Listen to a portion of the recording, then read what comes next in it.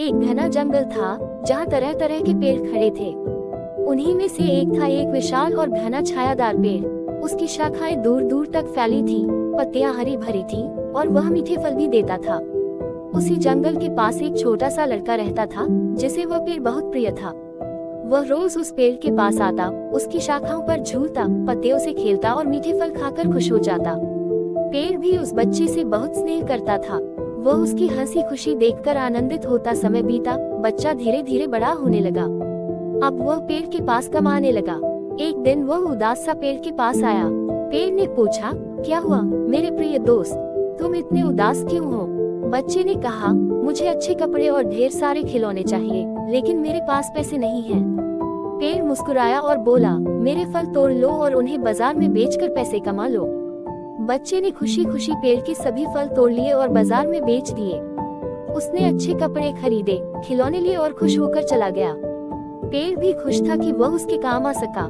कुछ साल बाद वही लड़का, जो अब जवान हो चुका था, फिर से पेड़ के पास आया। पेड़ ने प्रसन्न होकर कहा, आओ मेरे साथ खेलो। लेकिन युवक ने उदास होकर कहा, अब मैं बड़ा हो गया हूँ, मुझे अपने लिए एक सुंदर घर बनाना है, लेकिन मेरे पास लकड़ी नहीं है। पेड़ बोला, मेरी शाखाएं काट लो और अपना घर बना लो। युवक ने खुशी खुशी पेड़ की मोटी शाखाएं काट ली और लकड़ी से अपना घर बना लिया। पेड़ को तकलीफ हुई, लेकिन वह अपने दोस्त की मदद करके खुश था। कई साल बीत गए, वह युवक अब और भी बड़ा हो गया था। एक दिन वह फिर पेड़ के पास आया। पेड़ ने कहा, आओ मेरे साथ खेलो। लेकिन आदमी बोला, मैं अब बहुत थक गया हूँ, मुझे एक नाव बनानी है ताकि मैं दूर किसी शहर जाकर व्यापार कर सकूं और सुखी जीवन बिता सकूं। पेड़ ने निस्वार्थ भाव से कहा, मेरे तने को काट लो और अपनी नाव बना लो। आदमी ने पेड़ का तना काट लिया और नाव बना ली। अब पेड़ सिर्फ एक ठूंठ बनकर रह गया, लेकिन उसने कोई शिकायत नहीं की, क्योंकि वह अपने दोस्त की खुशी में ही अपनी खुशी देखता था।